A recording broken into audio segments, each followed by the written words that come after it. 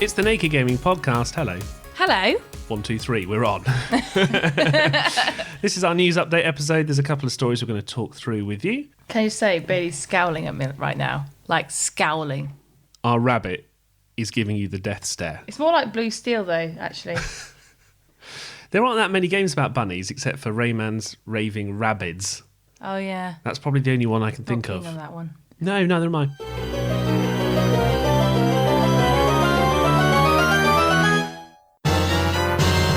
Start with a big story in the competitive scene. This is in the game Hearthstone, which I play loads of, so it's an online card game, very highly streamed. Lots of people play it online. You play this so much. I do play it quite a lot. I'll give you that. Not quite a lot, Chris. I would say you're a little bit obsessed with this game. It's because it's kind of mindless. I like it because you don't really have to think. It's just like playing cards against someone on the internet, and because I'm an absolute boss, I just rinse them all.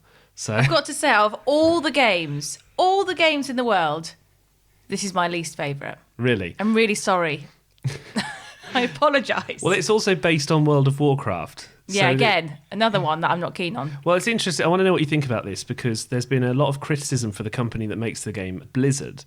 They have been criticised by female Hearthstone players in the competitive scene because essentially there was like a big tournament, an invitational where they chose lots of players to invite to play this online stream tournament, and 18 out of the 20 competitors were men.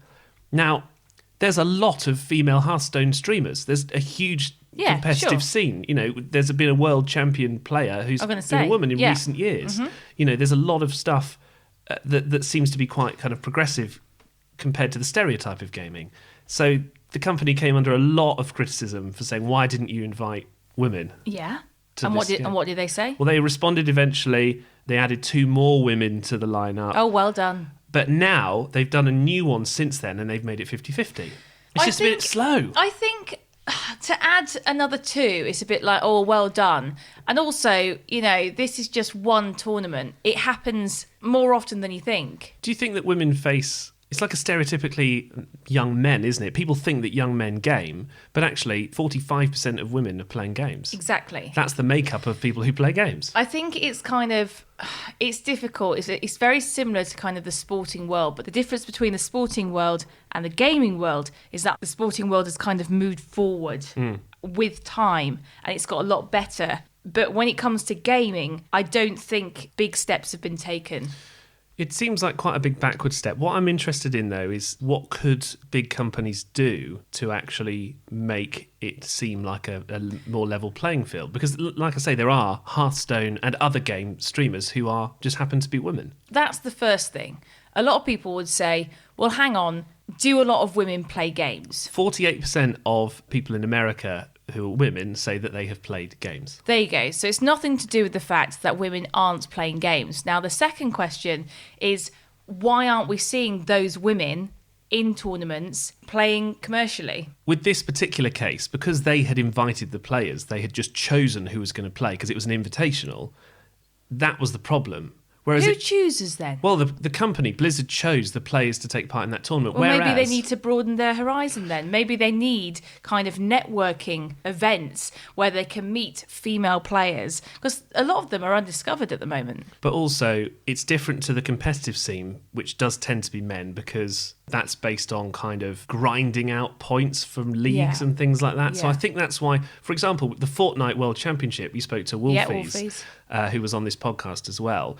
Pretty much 95% of those players were all younger boys because that's, you know, the stereotype of Fortnite. Mm-hmm. But they are putting in the time. What female players are saying is that there's a lot of criticism when they're speaking in games on the microphone. They'll be made fun of. I can't believe this is still a thing. I know. I can't believe this is still ongoing. It's like we live in, 2021 and this is still going on.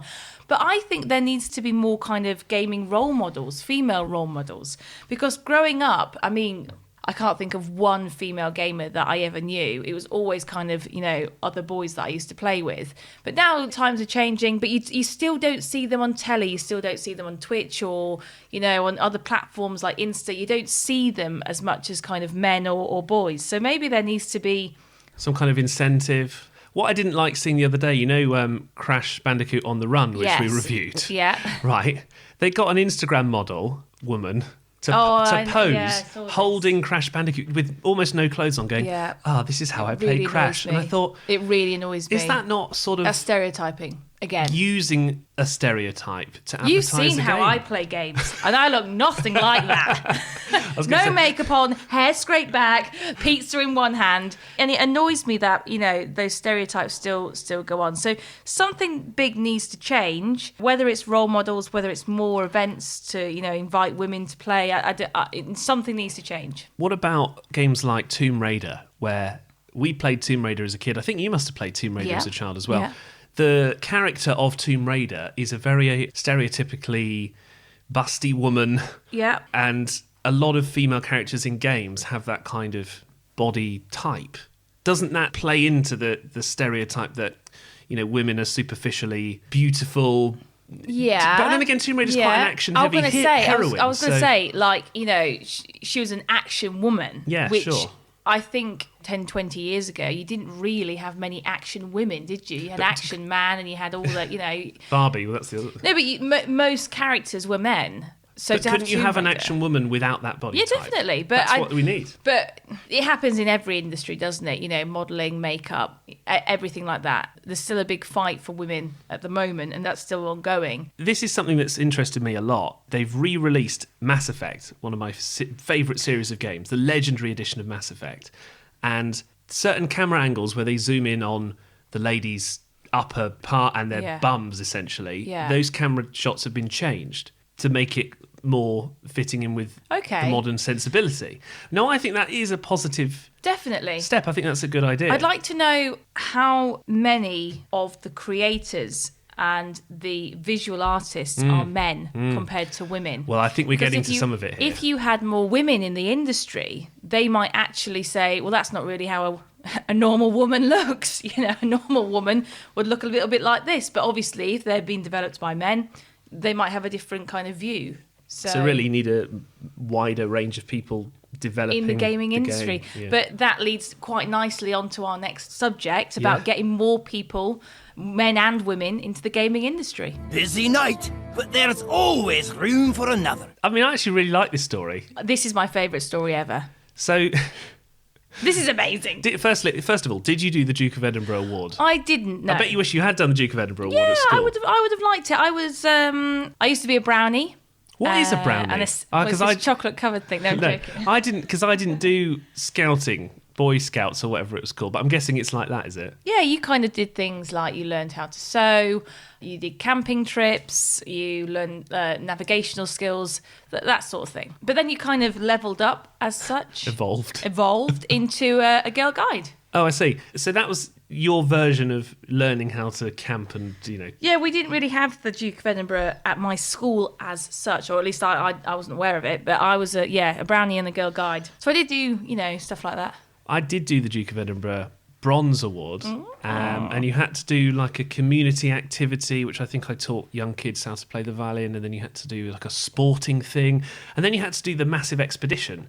So you had to go and hike around, I think it was 40 miles in 2 days or something like that. And it was really good, actually. It made you kind of get out there and learn how to be a little bit more independent. I mean, there's a massive safety net of the fact that the teachers were just down the road in the car. So like survival skills? Yeah, yes. Okay. It was like Bear Grylls. So I'm intrigued to find out how playing the PlayStation will help with your survival skills. So the Duke of Edinburgh Chief Executive Ruth Marvel, who sounds like a superhero character, has announced that they're including video games as part of the Duke of Edinburgh award scheme now. I love this. So I love this. It's a way of modernising, they say. So Ruth says there are lots of jobs in esports which have become popular ways for teenagers to interact socially, especially in lockdown. So they've decided to include that in this so-called award for outdoor pursuits, which I find a little bit strange. Right. We love games, right? Yeah, of course. And I'm all for getting games into everything. Schools, university courses. But the Duke of Edinburgh Award, isn't that about getting outdoors and, making a fire and learning to survive the wilderness? Not in Minecraft building your, little house. I'm learning to construct, mummy. Honestly, I am. I love it on the internet. It says, "No, mum, honestly, it's for school." I can imagine. How has it got into the Duke of Edinburgh Awards? It says that they need to modernise. So they say participants can develop their video game skills or participate in esports competitions. Now, I think that that's a little bit... I don't know if I think it's good that it's encompassing, a sector which really there are a lot of jobs in esports, like broadcasting and, people like Wolfies, who we've mentioned, can make loads of money. Or should it be a way of getting off the computer and going and hiking in the wild? I think what's interesting, though, in this article, it says here that complaints have arisen about the accessibility of the scheme, which is seen by some as too middle class. Now, I've got to kind of agree a little bit. Oh, my school was quite a posh school, and it was, off we go for our, trip around the forest. At my school in Yorkshire, I genuinely don't think we ever got offered this, because I know I would have signed up for it. Instead, we had the odd kind of trip away to go camping. So I kind of see that, but then again, I lived in Yorkshire. Wouldn't it just make sense to introduce the Duke of Edinburgh's Award in my school and go walking in the Dales? But would you have done it? Would you be more likely to do it if one of the elements of it was computer games? Because I think what they're trying to do is hook people in by saying you can play esports because you're doing that already, but you also have to go on an expedition and do something in the community. Because at the moment there's 300,000 young people who do it, but they want to get it up to 1 million. It sounds to me like they're just using gaming a little bit as a hook to get more people to do the Duke of Edinburgh's Award. Because they're saying it's going to give people from a wide range of backgrounds the opportunity to do it. But then again, you're going to have a PlayStation or an Xbox. Right. They're not cheap. No. So are you really attracting the widest possible range by including this? I don't know. I'm not sure. Whether I truly believe it's to get more kids gaming rather than just, signing up for the Duke of Edinburgh's Award, I'm not too sure. Let us know what you think about this really interesting one. We're at Naked Gaming Pod on Twitter. Stop kidding around. Snake? There we go. That's our news update episode. A couple of really interesting stories there. Lots going on in the news with gaming. I would love, love, love to hear from any kind of female gamers who have an opinion on that first story we talked about, because I'd love to know how we can get more girls, women, who are playing at home and want to say, look, we're here. We're doing it. And maybe they've experienced the same sort of situation where they've tried to kind of compete in the tournament, but they just couldn't. Haven't been asked. No, they haven't even been asked. There are some women esports teams that are dedicated solely to recruiting women. Maybe that's one way of starting to change the face of gaming. Remember, you can get in touch the usual way. We are at Naked Gaming Pod. We'll be back with our mega episode in around a week or so. We've got so many games to review. Resident Evil Village, Returnal, the PlayStation 5 exclusive, although we don't have a PlayStation 5. It's going to be fun.